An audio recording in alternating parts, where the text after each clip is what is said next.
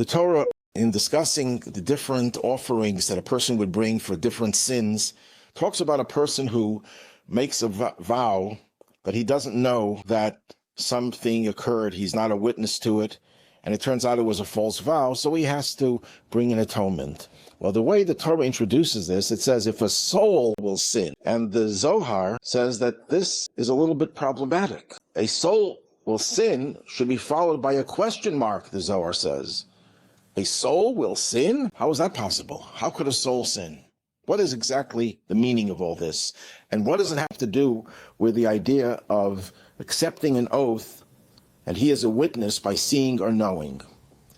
Well, in Hasidic literature, we're told that the truth of the matter is that we are composite of a soul, a godly soul, and a body with an animal soul. The godly soul is not capable of sinning. So how do we ascribe a sin to the soul?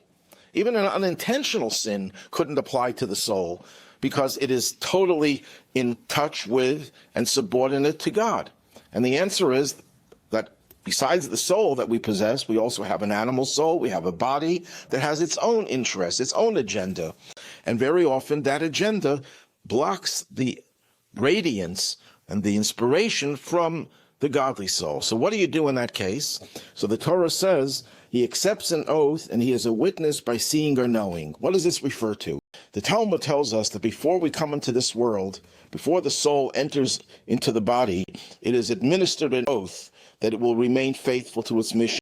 Now, what does that mean? Does it mean that the fetus raises its right hand and gives an oath? That's not really what it means, but an oath in Judaism is a boost of energy. When a person makes an oath that they're going to do something, they could have said, I'll do it, without saying they're making an oath, but by saying they're making an oath, they're invoking God's energy. They're saying, I'm relying on God to give me the special boost of power. When a person humbly says to God, God, I have a struggle here, and I'm doing poorly in this struggle. I need something to boost my godly soul to overcome the animal soul. Then God gives us that extra boost that he administered to us before we were born.